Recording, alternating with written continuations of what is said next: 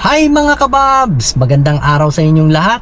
At ngayon nga palang araw na to, ito dito sa vlog ko, wala muna tayong adventure.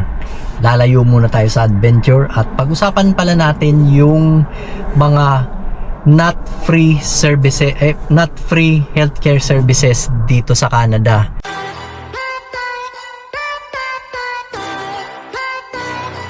Kung napanood ninyo yung previous na content ko about sa free healthcare services, ngayon naman pag-usapan natin yung hindi.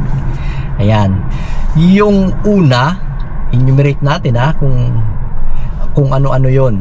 Yung dental services, optical services, physiotherapy services, at saka yung medication. Pero dito kasi sa Canada, pag na full-time ka, full-time regular, may mga company na nagbibigay ng mga benefits na kasama yung apat na yun. At depende kasi yan sa company, kasi merong mga company na hindi sila nagbibigay kahit full-time ka. Simulan natin sa dental. Sa dental, pag full-time ka, merong kagaya dito sa trabaho ko, i-allocate kami ng may pondo kami na 1,000 per year. Nagsisimula yan ng January 1 until December 31. Yan, depende yan sa'yo kung uubusin mo yan sa cleaning. Yan, mga kasama dyan na mga services dyan sa dental is cleaning, yung nagpapapasta ka, x-ray, picture, pinipicturan yung ngipin mo. Yan. Doon naman sa optical. Sa optical naman, sa mata naman yun, meron siyang naka-allocate rin na pondo doon. Dito sa trabaho ko is 250 Canadian dollars for 2 years. Yan, pag nagpa-check up ka, sakop yan doon. Check up yung frame ng salamin, and then yung lens. Pag na-maximize yung 250, yung excess ng bill mo is babayaran mo na. Kaya yung pondo na yun is good for 2 years. Kaya magre-restart yun ulit after 2 years na. Doon naman sa physiotherapy, ang pagkakaalam ko dito sa aking benefits sa trabaho ko, meron ata kaming mga 350 ata. Doon sa physiotherapy, kasama dyan yung massage therapy, yung chiropractic, yung physiotherapy. Yan. Kasama yan doon. At saka, pwede mo rin yun i-maximize for 1 year din yun. Tapos magre-restart ulit siya next year. And then, yung sa medication naman, pag meron kang benefit sa trabaho, kagaya ko, meron ako dito sa trabaho ko, pag bumili ka ng gamot na prescribe,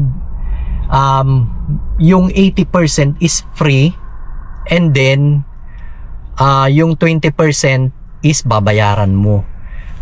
At saka ipapakita ko sa inyo yung aking payslip.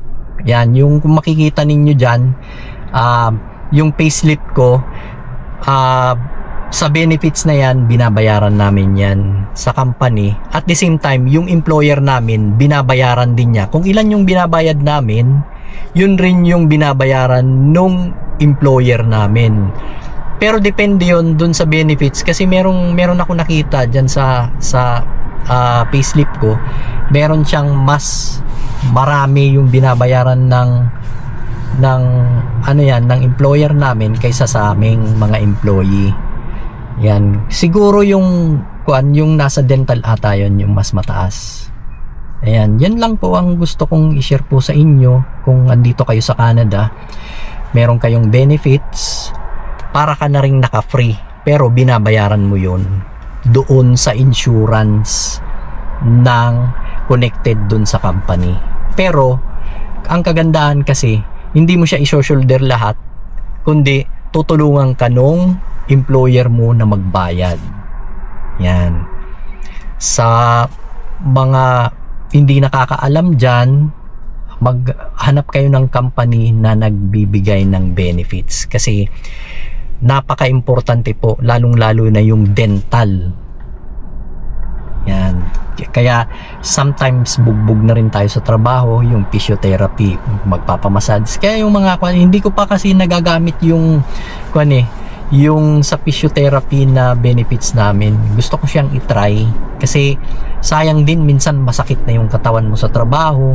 Yan, magagamit mo yun.